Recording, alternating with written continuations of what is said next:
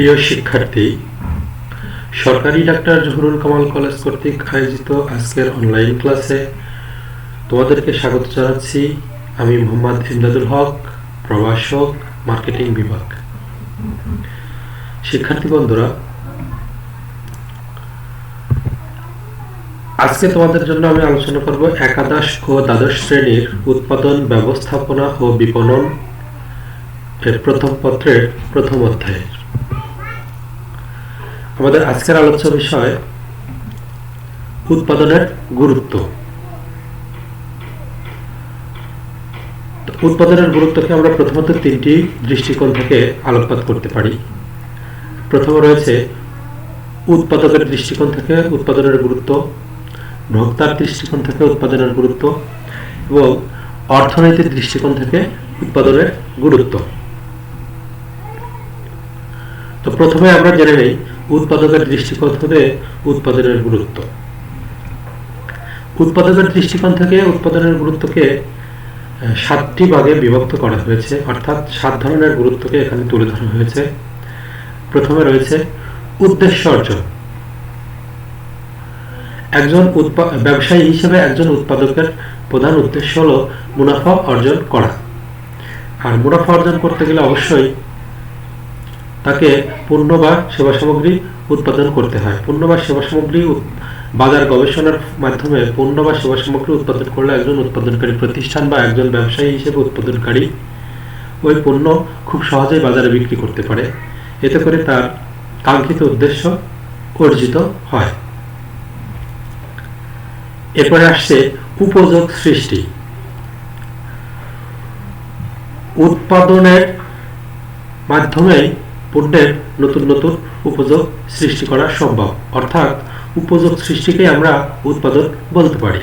যেরকম কাঠ থেকে আসবাবপত্র, তুলা থেকে সুতা বা প্রকৃতি প্রদত্ত সম্পদের সাথে নতুন নতুন সুযোগ সুবিধা সংযোজন করাকে আমরা এখানে উপযোগ সৃষ্টি বলতে পারি, যেটা উৎপাদনের মাধ্যমে সম্ভব। এরপর আসছে আয়ের উৎস। একজন ব্যবসায়ী বা উৎপাদকের আয়ের প্রধান উৎস হলো উৎপাদন। উৎপাদনের মাধ্যমে একজন উৎপাদনকারী তার উৎপাদিত পণ্য ক্রেতাদের মাঝে ক্রয় বিক্রয়ের ফলে সেখান থেকে সে তার আয় বা আয়ের উৎস করতে পারে। এরপরে আসছে প্রতিযোগিতায় টিকে থাকা। আমরা জানি বর্তমান যুগ অত্যন্ত প্রতিযোগিতাশীল একটা যুগ। একজন উৎপাদনকারী প্রতিষ্ঠানই শুধুমাত্র একটা পণ্য নিয়ে বাজারে আসে না, একই পণ্য একাধিক উৎপাদনকারী প্রতিষ্ঠান বাজারে নিয়ে আসে। এর ফলে দেখা যায় যে তীব্র প্রতিযোগিতার মুখে একজন ব্যবসায়ীকে বা একজন উৎপাদনকারী প্রতিষ্ঠানকে পড়তে হয়। এতে করে একজন উৎপাদনকারী যদি সে তার পুরাতন যুগের বা মান্ধাত্তার আমলের পণ্য উৎপাদন করে বাজারে টিকে থাকতে চায়, তাহলে সে তার বাজারে অবস্থান ধরে রাখতে পারবে না। এতে করে দেখা যাচ্ছে প্রতিনিয়ত পরিবর্তনশীল পরিস্থিতির সাথে খাপ খাইয়ে পণ্যকে উৎপাদন করার ফলে সে তার পণ্যটাকে বাজারে প্রতিযোগিতায় টিকে রাখতে সম্ভবপর হয়। এরপরে আসছে ব্যবসায় সম্প্রসারণ। উৎপাদনের মাধ্যমে ব্যবসায় সম্প্রসারণ করা সম্ভব। নতুন নতুন পণ্য বা নতুন নতুন ক্রেতাদের নতুন নতুন চাহিদার সাথে নতুন নতুন পণ্য উৎপাদনের ফলে দেখা যাচ্ছে নতুন নতুন বাজারের সৃষ্টি হয়। এতে করে ক্রেতার সন্তুষ্টি অর্জিত হয়। ক্রেতার সন্তুষ্টি অর্জিত হওয়ার কারণে দেখা যাচ্ছে যে ওই পণ্যের বাজার আস্তে আস্তে বৃদ্ধি পায়। এক পর্যায়ে দেখা যায় যে গ্রাম থেকে শহর, শহর থেকে এটা একটা দেশের সমগ্র অঞ্চল এবং সমগ্র দেশ থেকে একটা আন্তর্জাতিক পর্যায়ে ব্যবসায় সম্প্রসারণ করা সম্ভব হয় শুধুমাত্র উৎপাদনের ফলে। এরপর আসছে প্রয়োজনীয় পণ্য ও সেবার যোগান। ভোক্তার চাহিদা অনুযায়ী পণ্য বা সেবার যোগানটা উৎপাদনের মাধ্যমেই দেয়া সম্ভব। কারণ ভোক্তা কি ধরনের পণ্য চায়, কি ধরনের সেবা চায়, সেটা বাজার গবেষণার মাধ্যমে একজন উৎপাদনকারী প্রতিষ্ঠান তথ্য সংগ্রহ করে সে অনুযায়ী পণ্য উৎপাদনের ফলে দেখা যায় যে ভোক্তা বা সেবার চাহিদা অনুযায়ী পণ্য বা সেবা সামগ্রী যোগান দেওয়া বা সরবরাহ করা সম্ভবপর হয়। সর্বশেষ গবেষণা ও উন্নয়ন। প্রতিযোগিতায় টিকে থাকতে হলে একজন উৎপাদনকারী প্রতিষ্ঠানকে প্রতিনিয়তই পূর্ণ গবেষণা এবং উন্নয়ন কাজ ত্বরান্বিত করতে হয়। কিন্তু পূর্ণ উন্নয়ন বা পূর্ণ গবেষণার ক্ষেত্রে প্রচুর অর্থের প্রয়োজন হয়। এতে করে দেখা যায় একজন উৎপাদনকারী প্রতিষ্ঠান যদি তার উৎপাদন কার্য পরিচালনা করে থাকে, তাহলে সে সেখান থেকে মুনাফা অর্জন করতে পারে এবং তারই একটা অংশ দিয়ে সে তার গবেষণা কার্য পরিচালনা করতে সক্ষম হয়। তো বন্ধুরা, এরপরে আসছে ভোক্তার দৃষ্টিকোণ হতে উৎপাদনের গুরুত্ব। ভোক্তার দৃষ্টিকোণ থেকে উৎপাদনের গুরুত্বকে এখানে 6টি পয়েন্টে উল্লেখ করা হয়েছে। প্রথমে রয়েছে চাহিদা পূরণ। উৎপাদনের মাধ্যমে ভোক্তার চাহিদা পূরণ করা সম্ভব। কোনো কারণে যদি কোনো একটা পণ্যের উৎপাদন কার্যক্রম বন্ধ থাকে, তাহলে ক্রেতার যত চাহিদাই থাক না কেন সেটা পূরণ করা সম্ভবপর হয় না। এতে করে দেখা যায় যে ক্রেতা বা ভোক্তার চাহিদা অনুযায়ী পণ্য বা সেবা সামগ্রী উৎপাদনের মাধ্যমে ভোক্তা বা ক্রেতার চাহিদা পূরণ করা সম্ভবপর হয়। এরপরে আসছে জীবনযাত্রার মান বৃদ্ধি। উৎপাদনের মাধ্যমে ভোক্তার জীবনযাত্রার মান বৃদ্ধি করা সম্ভব। জীবনযাত্রার মান বৃদ্ধি বলতে সাধারণত আয় এবং ভোগের বৃদ্ধিকে আমরা বুঝে থাকি বা জেনে থাকি। তো উৎপাদন কার্যাবলী পরিচালনা হওয়ার ফলে দেখা যায় যে ভোক্তা উৎপাদন কার্যাবলীর সাথে সম্পৃক্ত থেকে সেখান থেকে সে লাভবান হচ্ছে বা অর্থ উপার্জন করতে পারছে। এতে করে তার আয়ও বৃদ্ধি পাচ্ছে এবং আয় বৃদ্ধির সাথে সাথে তার ভোগও বৃদ্ধি পাচ্ছে। এতে জীবনযাত্রার মানটা আস্তে আস্তে বৃদ্ধি পায়। যথাসময়ে পণ্য প্রাপ্তি। ক্রেতা বা ভোক্তার চাহিদা অনুযায়ী সময় মতো পণ্য প্রাপ্তি বা পণ্য সরবরাহ করা এটা উৎপাদনের মাধ্যমে সম্ভব। উৎপাদন বন্ধ থাকলে ক্রেতা বা ভোক্তার চাহিদা যতই থাক না কেন সময় মতো তার চাহিদা পূরণ করা সম্ভব হয় না। আর যদি সঠিক সময়ে সঠিক বাজার গবেষণার মাধ্যমে ক্রেতা এবং ভোক্তার চাহিদা অনুযায়ী পণ্য উৎপাদন করা যায় এবং সেই অনুযায়ী পণ্য ক্রেতার দোরগোড়ায় পৌঁছে দিলে আমরা সময় মতো ক্রেতার পণ্য প্রাপ্তি নিশ্চিত করতে পারি। আসছে সামাজিক মর্যাদা বৃদ্ধি। পণ্য উৎপাদনের মাধ্যমে ভোক্তার সামাজিক মর্যাদা বৃদ্ধি করা সম্ভব। প্রচলিত সমাজে আমাদের দেশে যে ব্যক্তি যত বৈচিত্র্যময় পণ্য বা সেবা সামগ্রী ভোগ করে থাকে তাকে আমরা বেশি মর্যাদাশীল বা ধনবান বলে মনে করি। যেমন কেউ যদি ব্যক্তিগত গাড়ি ব্যবহার করে তাকে আমরা অবশ্যই ধনবান মনে করি। এছাড়াও কোনো ধর্মীয় পোশাক পরিহিত ব্যক্তিকে আমরা অত্যাধিক সৎ এবং নিষ্ঠাবান মনে করি। এতে করে দেখা যায় যে ওই ভোক্তার সামাজিক মর্যাদা সমাজে বৃদ্ধি পায়, যেটা উৎপাদনের মাধ্যমে সম্ভব। নিজেকে উপস্থাপন। উৎপাদন একজন ভোক্তাকে উপস্থাপনের সুযোগ করে দেয়। যেমন কোনো একজন ব্যক্তি তার অর্থ সম্পদ আছে, সে নিজেকে সবার থেকে আলাদাভাবে বাজারে বা নিজেকে সমাজে উপস্থাপন করতে চায়। এক্ষেত্রে উৎপাদিত পণ্যের বৈচিত্র্যতার কারণে সে নিজেকে সকল থেকে বা সমাজের বিভিন্ন সমাজে নিজেকে স্বতন্ত্রভাবে উপস্থাপন করার সুযোগটা গ্রহণ করতে পারে।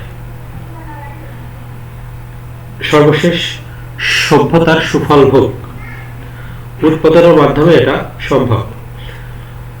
কম্পিউটার আবিষ্কার বা কম্পিউটার উৎপাদন যদি না হতো তাহলে আমরা বর্তমান ডিজিটাল যুগে যে সকল সুযোগ সুবিধাগুলো ভোগ করছি সেটা সম্ভব হতো না। সভ্যতার সুফলটা আমরা ভোগ করতে পারতাম না, যেটা উৎপাদনের মাধ্যমে সম্ভব হয়েছে।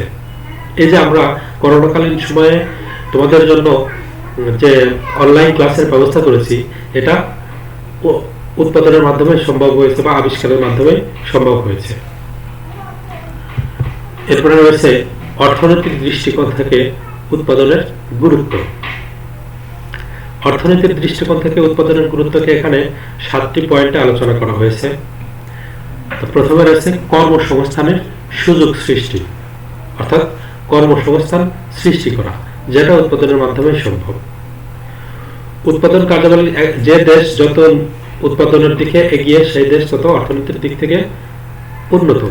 এর কারণ হলো উৎপাদন কার্যাবলীর সাথে ওই দেশের জনগোষ্ঠী সম্পৃক্ত থাকার কারণে তাদের অর্থনৈতিক প্রবৃদ্ধি, অর্থনৈতিক উন্নতি হচ্ছে এবং উত্তরোত্তর মুনাফা অর্জনের ফলে নতুন নতুন কর্মসংস্থানের সৃষ্টি হচ্ছে। এতে করে দেখা যাচ্ছে ওই দেশ অর্থনৈতিক দিক থেকে অনেক উন্নত হচ্ছে। যেরকম পশ্চিমা রাষ্ট্রগুলো, অর্থাৎ ইউরোপের রাষ্ট্রগুলা উৎপাদনের দিক থেকে যত উন্নত, তাদের অর্থনৈতিক প্রবৃদ্ধিও তত উন্নত। এরপরে রয়েছে শিল্পায়ন। শিল্পায়নের পূর্ব শর্ত হলো উৎপাদন। উৎপাদন না হলে শিল্পায়ন করা সম্ভব না। উৎপাদন বৃদ্ধি পেলে নতুন নতুন কর্মসংস্থানের সৃষ্টি হয়।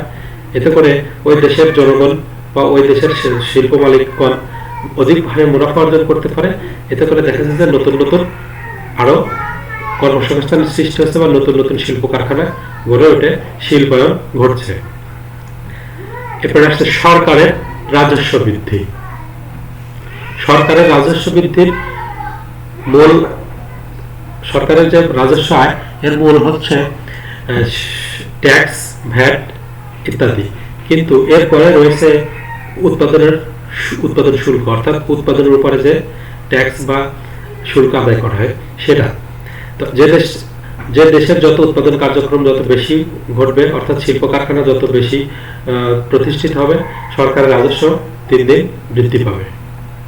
এতে করে দেখা যায় যে অর্থনৈতিক চালিকা শক্তি বা অর্থনৈতিক যে একটা দেশের অর্থনৈতিক সমৃদ্ধির ক্ষেত্রে উৎপাদনের গুরুত্ব অপরিসীম। সম্পদের সদ্ব্যবহার।